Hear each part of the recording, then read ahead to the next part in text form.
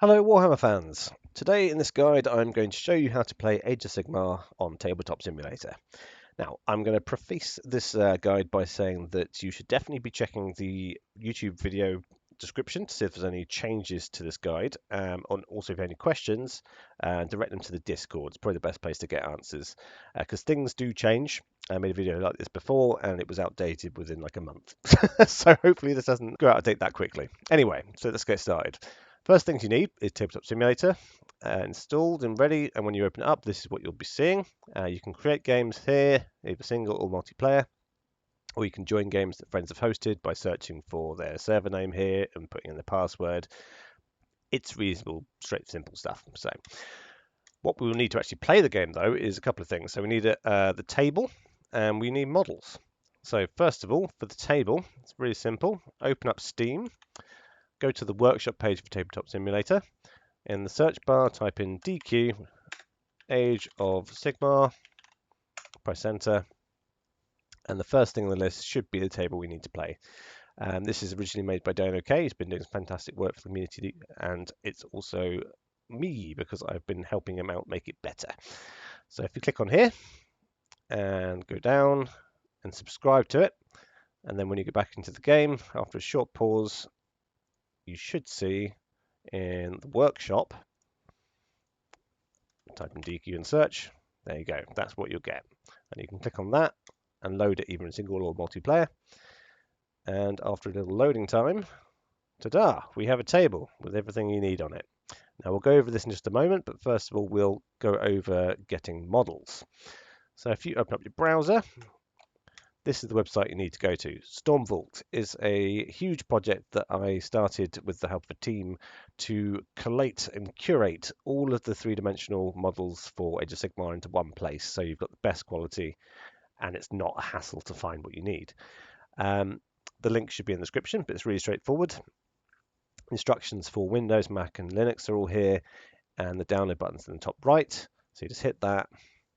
You can either open or save it, and you'll end up with a folder called Stormvault main. So all you need to do here is find your documents folder. If you're on Windows, I'm going to go over those instructions because I'm familiar with it, which you can either do by going to Windows, and I believe it's this one here, or you can go to my computer, or this PC, C, users, my name, documents, My Games. That's the folder you're looking for, which is in your My Documents. Sometimes your documents might be in different places, but this is what you're looking for. My Games, Tabletop Simulator, Saves, and then your folder might not look as busy as mine, but this is what you'll be putting the folder into. So you drag Stormvault main and drop it into here, like that. If you've already installed it in the past, this is the same method you use to update it, except you just overwrite the files. In this case, mine doesn't say main. That's because I made the mod. Don't worry about that. Stormvault main's fine. If you go into there, in here we've got all of the Grand Alliances and all of the save files for each of the armies. Now, if that's done correctly, when you go back into the game, if you go to save load, you can see they're all here now already. Here's the folders we dropped in. Well, folder. So you wouldn't have that one, you'd have this one here. So if you click on that, say I wanted to make a Stormcast army, order, there's Stormcast. So let's do that. Let's open it up. So this might take a while to load because there is a lot of models and a lot of data. And this is what you should see. Please read this, it's important. It basically makes things quicker in the future. The idea is all of the war scrolls are connected to Wahapedia, so that they're automatically updated, which is very handy for us because things change constantly and it would be a nightmare to update every single war scroll every time. But once it's done loading, as you can see at the top of the screen, it doesn't say loading anymore. You can close this and you've got this massive solitaire style stack of notifications. This is for each one of these war scrolls, and it's asking permission to load them because it needs your trust that they're not going to take you to a dodgy website. Now, please trust me. I've made this as user-friendly and non-offensive as possible. But you're probably thinking, do I have to go through all of these and just go open, open, open, open, open, open, open, open, open, open? You can do that, but a quicker way is to press don't ask this player again, press open, then just reload the save. And if you have mod caching turned on, which it usually is by default, it will then keep everything that you loaded before. And look, no stack of cards and everything's loaded. Nice and easy. That whole process we are looking to make better, but at the time of this video, that is the the kind of the drawback for getting these lovely war scrolls that have everything you need in them, like that. So here you go. We've got all the models you have for the Stormcast, literally every one. A couple of stand-ins here, placeholders for before the proper versions come out. But we'll update those soon. And if you just go to let's go to Offensive Firestrike here. To interact with the War Scroll, you just click anywhere on it to kind of activate the page, and then you can scroll with your mouse wheel. And it's got all of the stat lines, all the abilities, and FAQ erratas added into this. And you can even go to this little box here and select different things here, different units, and even things like you can mouse over, I think, no, you can click on them, sorry. You can click on the hyperlinks and it will tell you what different things do if you're unsure. So that is really handy. So say we want to, I won't build a list, but we'll grab a couple of units. Say you wanted a unit of Vanguard Paladors. You can drag a box over them, including the war scroll and the models, and you can either copy paste it by using Control C, or you can just drag it down here. And I've got an assembly area, so there's some space to sort of make something. And so we want Offensive Firestrike. And a ballista. Terrible list, but you know, it'll do. So here we go. This is my list, essentially. I'll quickly point out as well that if you mouse over models, it will show you the stat line for what you see in the war scroll, which is quite nice for sort of quick glance. And that's it really. So yeah, let's copy all of these. There's two ways to get them into a game. First of all, you could just select them all, Control C, copy, and then open the game, Control V. That only works if you're already in multiplayer. You can drop them straight in. But if you go back to the main menu, the copy data gets lost. So a safer way to save your army is to right-click anything here that you've selected and hit Save Object. And you can give it a name. So I'm just going to call this tutorial list. Press save, job done. Now let's go back to the table because that's where all the magic happens. So now we're in the table. Because I'm in single player, I can just paste. Oh, I didn't copy it, never mind. But yeah, this is where you would Control V to just drop them in. Alternatively, you can go to Objects, Saved Objects, and this is obviously all things I've saved in the past, but I can type in tutorial. There it is, and you can just drag that onto the table. And if you have already, during this game session, accepted the tablets with the war scrolls, it won't pop up again. However, if you start a new game and you're just dragging this from a previous game time, those messages will pop up again, so you have to close them again. But obviously there'll only be 3, so it's not so bad.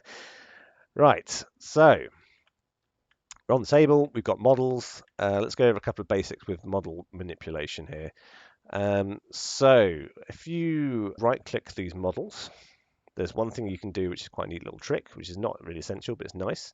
If you go to Custom, you can paste in the URL, or you can browse for a local file for a texture for the base. So say you're playing on like a snowy map, you could drop in a snowy texture on here and it will update everything of the same size base to the same texture, so you can make a nice little cohesive army on the map you're playing on. Also, a good thing to note is the toggles list. This is quite a useful thing to be aware of.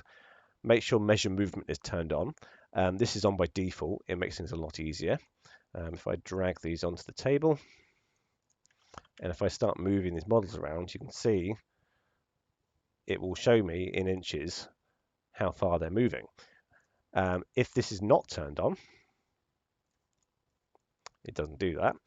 But you can, if you have it off, you can still hold down Tab while holding down left click and do the same thing. But I much prefer to have it on by default. So there you go. This is all assuming that you've got your grab tool selected up here, which is your standard manipulation tool like that. But what you can also use is the line tool. Make sure that it's set up to inches, 3D, auto, edge, no lag, or log, sorry. And then if you go onto that, you can also press F4. You can then draw lines from objects to measure distances between things. So this is really useful for rangers. Say he's going to use a shooting attack, something over here, and say, oh, look, it's 22 inches away. That's fine, or not fine, whatever his stat profile is.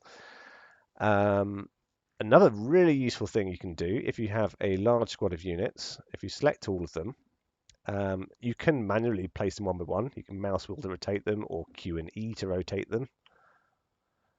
But the easiest way by far is you select all of them, pick them up, and then press the number keys on your keyboard. 1 will automatically stack them so they're facing away from you up the board and in a single line formation, and then each number just increases the rows. So 2, 3, I can't do 3 because it's the same as a square, and there's 4. If I press Control C and copy a bunch more of these, let's get out of the way, and then do the same thing, you can see it just nicely stacks them up, which is very handy for quick organization. Another useful thing to note is make sure if you're go to Options, Physics, and set this to semi-lock. That makes the models not interact with each other when they're non-active, which is very handy because otherwise they start bouncing off each other and it's really annoying. Another benefit of that is if you drag your model over the top of another model, it will automatically try and place it on top, which is handy if you want to put something on top of something. But at the same time, if you want to put something down the side here, it might start pinging up when you don't want it to. This isn't the best example, but yeah. So I want to put them down where my cursor is, but it's going on top of the building. If you hold down left click and hold down right click at the same time, it will drag it on the floor. So you see it's not jumping on top of the building, it's forcing it to hit the bottom, which is very handy with maps where the terrain is a bit funky with collision. Okay, so let's go over table management. So let's get rid of all this here, and we'll just move this army off the table. And I'm just going to simply work from left to right here, so you can work out what everything does. So on the top of the screen here, we have got aura indicators. These are really useful for adding circular kind of range boundaries. So say I want to do Ventus Firestrike, I'm going to copy it, and I'm going to paste 2 here. There we go. And you want to drop 1 on top of this pad. There is a guide here on how to use it, but I'll just explain it now. You now need to put in the base size of the model. I don't know what the base size is, but it will be on the war scroll. Ventus Firestrike, 100 millimeters. There we go. So you type in 100, X and Y. You can ignore thickness and rotation and position. Most of this is stuff that you only need to tweak if you want to do something funky. Say this is the actual size of the aura, so I wanted 16 inches. I can give it a name, test, click add areas, and there you go. You have your aura on your model. If I untick it, press add areas again, just gets rid of those little bit of text on the side. So a good thing you can do here, you can just keep this model as this if you want, but a kind of more organized way of doing it is if you select these models from the non-aura one to the aura one. You can either drag a box, or you can hold down Control, click that one, then that one. Then select the first one with your right click and hit Create States. And what you'll have is your other one will go away, and you're left with one model. There is now 2 models hidden within each other. And you can see this by looking at the top of the name there. It says 1 out of 2 in brackets. And now you can either press 1 or 2 on your keyboard, and it will pop up the aura. Or you can go right click, state, and select it by that. If you want to remove the states, you can just right click and press reset, and then that will make it one model again. Now I did this on the Aura version, so now it's just the Aura one left. There's an Aura one. There you go. Okay, so that's the Auras. That's the new Aura tool. There is an old version, and this changes the description here, as you can see in this example, which is a slightly different way of editing it.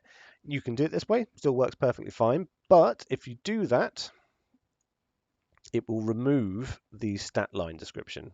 So you have to decide if you want to have one or the other. Whereas if you do the new tool, it works from both. As you can see, if I mouse over him, it's got the stat lines and the aura. In the middle here, we have a stabilizer tool. This is not so important nowadays, but it's here in case you need it. If you drop a model onto here, and it's not a bad example because I can't hit the button.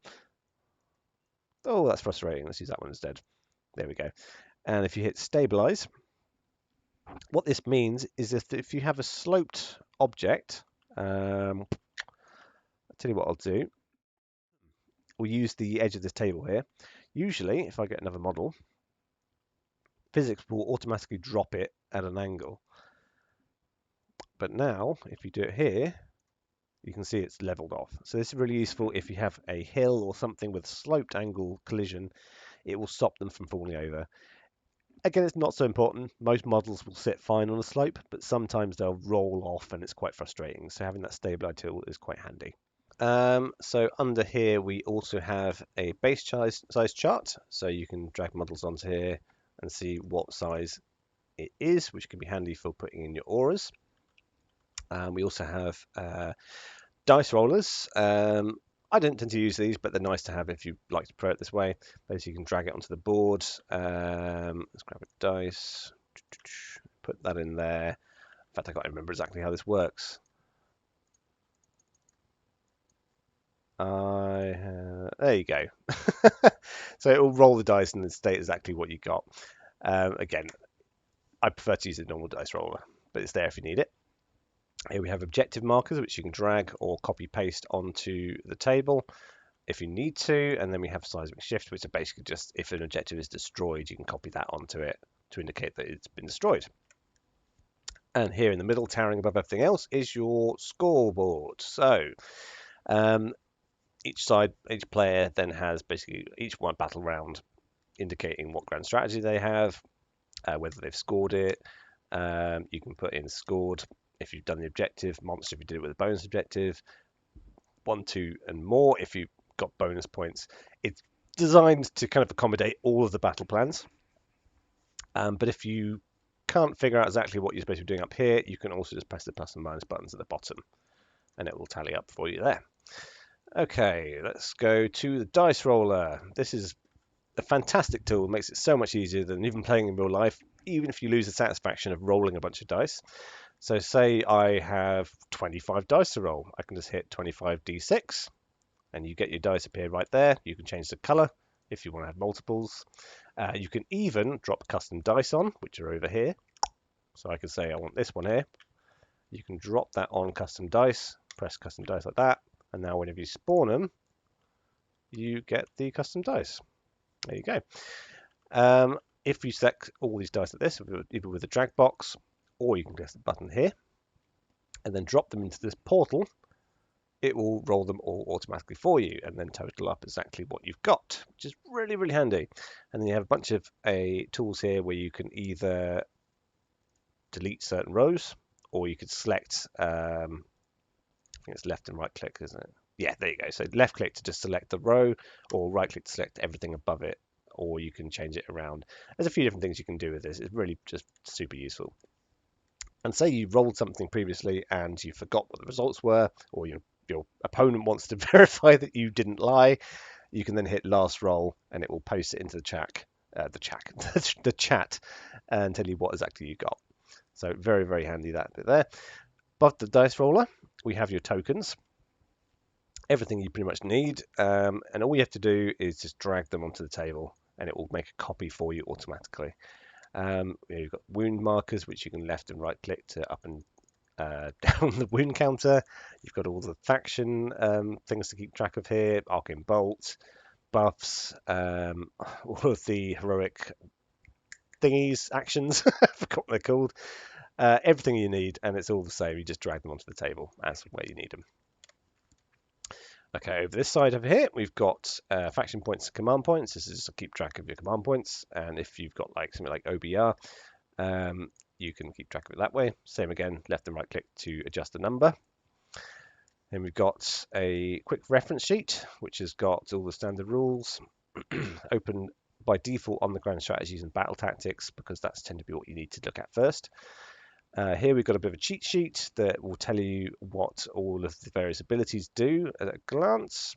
And then we have the core rulebook itself, which is the whole core rulebook. So anything you need to know about the game that you're not sure about, it should be in here. Okay, let's go into the middle side here. This is probably the main bit that you'll be interacting with. And let's start from the bottom up this time. So this is your main thing you need to be aware of, your battle plans. So these are all the battle plans from the General Handbook 2021. And all you need to do is, much like the state system earlier with the auras, this has all of the battle plans assigned to numbers on your keyboard. So you can just press the number of each page you want, or you can right click and click a state. But the best way to do it, if you're just playing against a random player, is to do it randomly. So it is, I think you can just right click the, right click the book and then press R, and it will just randomly pick battle plan for you. So say we're doing tectonic interference. It will add in the objectives for you by default that are non-interactable, so you can't accidentally move them.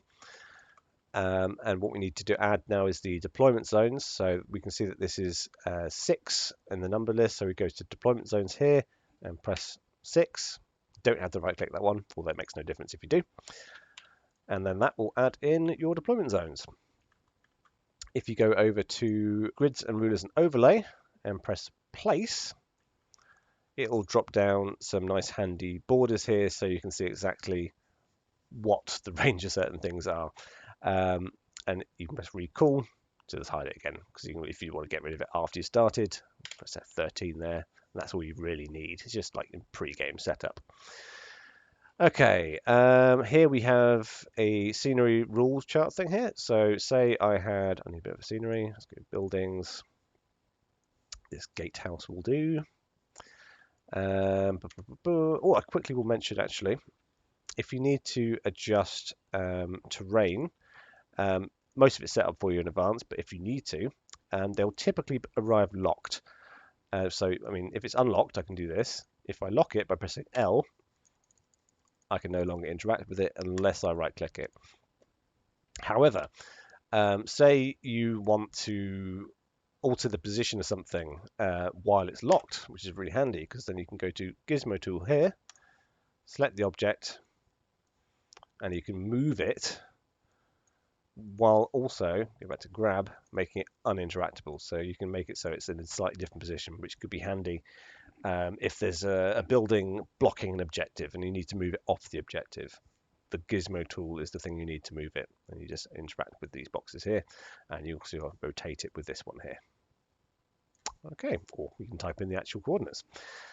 So as I was saying with scenery here, here's all the rules. You can copy any one of these tokens. Typically we would just place it on or next to the objective. If it goes through the table, just click it and it should pop up into the surface. And then, much like the battle plans, you can randomize this by just mousing over it, pressing R, and it will just randomize it to a random rule. And that is then associated with this. If you want to make it locked, press L, so then you can't accidentally move it or fiddle around with it when you shouldn't have to. So that's that. Over here we have Vice objectives. So that's specifically for the Vice game mode, which I think is 8. There, 8. There you go. So this doesn't include the positions by default for the objectives because they move.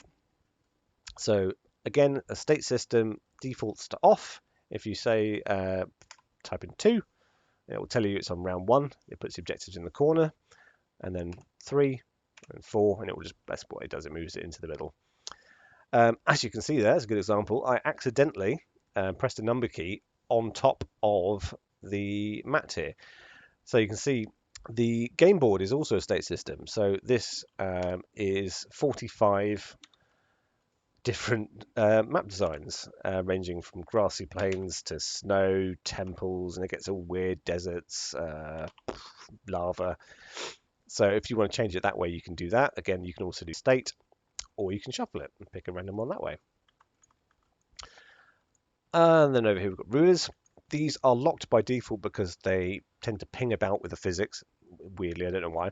But again, if you either just mouse over them and press L, you can move them, or you can right click and press L, and then you can use them here, or you can copy paste and use them to indicate distances that way if you don't want to use the standard ruler tool.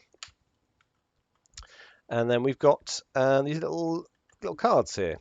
These are quite useful. If you hold down your left click, you can drag the whole stack. If you just quickly drag, it will just grab one card. What I like to do is if right click it and hit spread, it will then open them all up face up. And then if you select them all, and then much like with the models, you can stack them in a formation by pressing a number key. That did not work. Oh, I know why. It's because they're in a card hand. You need to sort of manually separate them out first. Like that. And then, there you go. So it makes it a bit easier. And then when you're using these, you can say, I've used broken ranks, press F on it, and it will flip it over. So it's good to keep track of what you've done. Up here, table color. If you don't like the black wood and the sort of grey leather, you can right click on these models and click color tint. So say I want the leather to be red, do that, apply, and now our leather is red.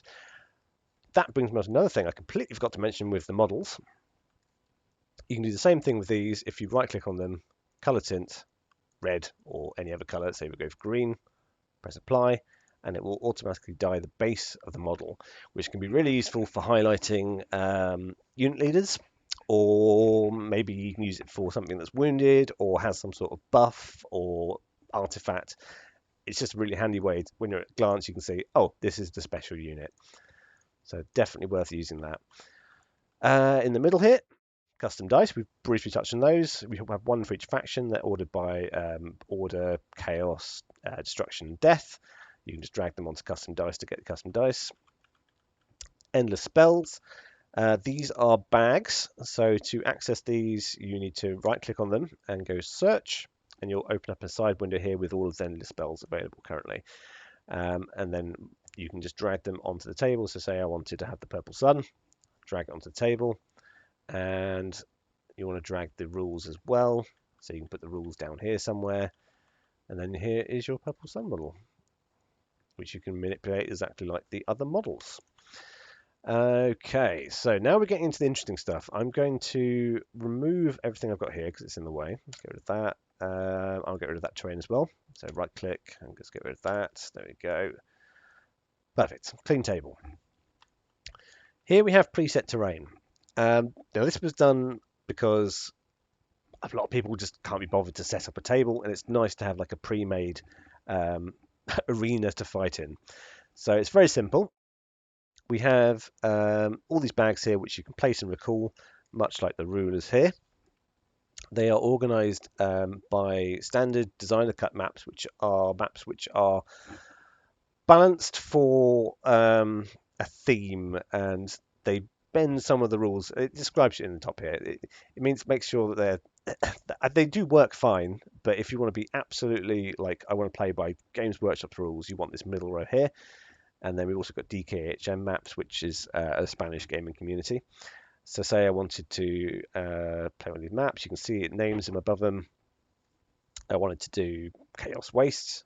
I just hit place underneath it, and it will appear in the middle here. And it will change the battle mat for you, as well as give you all the terrain, and it's all locked, so you can't accidentally interact with it. From here, you can still change the map if you want to have a slightly different design.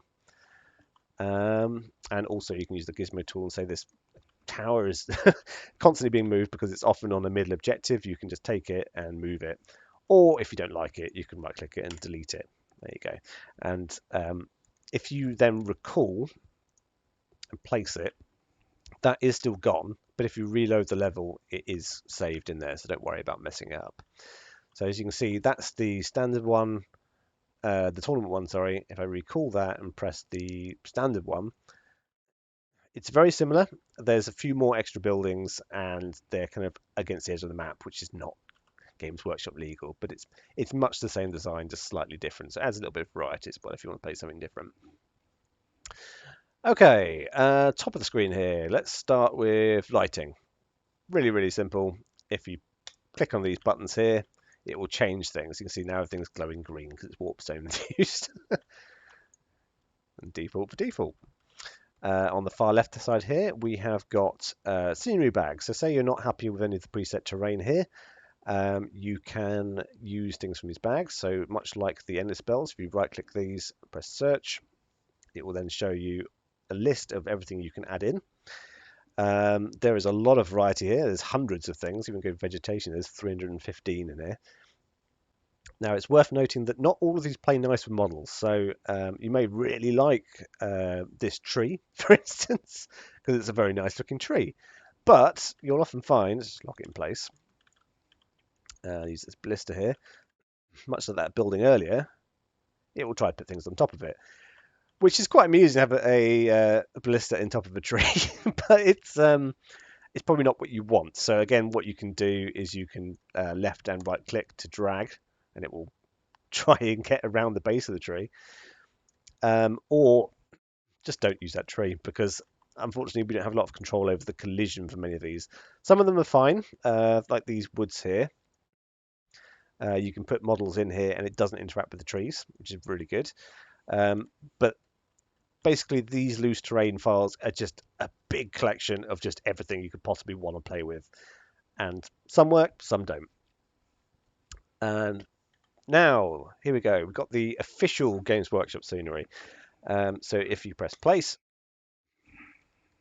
it will open up a large table on the top here, which is everything that Games Workshop has released that has something available to scan. So we've got things like Wildwoods, all the new stuff from was it Extremist and Harbinger sets, Realm Gates, Fitting the Archway, and even the rules underneath as well.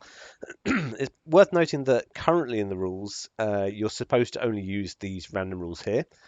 The old warscrolls no longer apply, but it's a game. You can play it how you want to. If you want to play the Warscry Citadel here with all of these fancy rules, do it. Go for it. No one's stopping you, unless you're being, in a tournament or something. So let's hide that again. And finally, in the middle here, we have my advertisement for Stormvault, and you can access it through the link here, which you can just click on and copy paste this link. And similarly, if you want to find a game, which I assume you do, you can access Discords through the links here, which again, you can just click on and copy those. And I believe that should just copy paste. Yeah, there you go. These are some of the most popular Discord servers. The top two I'd easily recommend because they've got very active communities. Release the Beast is a tournament server that is currently very active, but I don't know if that was going to change in the future. And the House of AoS is a generalized Age of Sigmar server that also has TTS channels. There are other Discords, and I'm going to try and link all of them in the description. But all of them have really great communities, and most of them have their looking for group channels combined into one linked channel. So if you post in one of them, every other Discord channel will then receive that message, so you're more likely to find a game sooner, which is really good. Okay, so I believe that is everything on this table covered. Let me just check my little description here to see if there's anything I've forgotten. I have forgotten something. A really useful thing to note if you're moving a model, not used to just do one of these here. Say you have a bunch of these and you pick them up and you start moving them and you go, oh no, I don't want to move those, but you don't want to just kind of manually put them back because it might not be exactly where it was. Instead, as long as you're holding down left click, I'll go for that in a minute, you can press escape and it will reset it. That should never happen. But the idea is, there you go. Oh my God, stop it. There we go. If you move them and then press escape, it will reset it to wherever it was. If you have it on physics, semi-lock, and you hold something and then shake your mouse, it'll bundle them into a ball. This is quite nice for dice, because if you select a bunch of them and then shake it, look, you've got a ball of dice, and then you can easily drop it in there. Honestly, it makes no difference, but a lot of people like doing it because it's kind of the action of real life of shaking the dice and then dropping it in. But you be careful with that with models, because you don't want to end up doing this and having a ball and go, oh no, escape. That's the solution you need. Something I want to mention as well is counting wounds on models. So say you've got something with multiple wounds. There's different ways of doing this. You can either drag one of these wounds counters here, just drop them to the table, and you can count up or down depending on your preference. That's what I like to do. But you can also right click the model and go to the name here and type in 5 out of 5. And that way, I know he hasn't got 5 wounds, but you can see now that it's at the description. And then you can just adjust it manually. But I find right clicking and doing this a bit slower than just going, there you go, 1 damage, 2 damage, much easier that way. I think that's pretty much everything, really. Hopefully you're still around the video, and thank you for sticking around and learning all this stuff. If you have any questions, please jump on one of the Discords in the link below. We'd be more than happy to help you out learning the game, and people are very happy to teach if there's anything I've missed here, or if you're new to Age of Sigmar, they will go over everything with you. It's a really, really great community. And that's about it. I hope to see you guys in the game soon. Thank you for watching, and enjoy playing the game.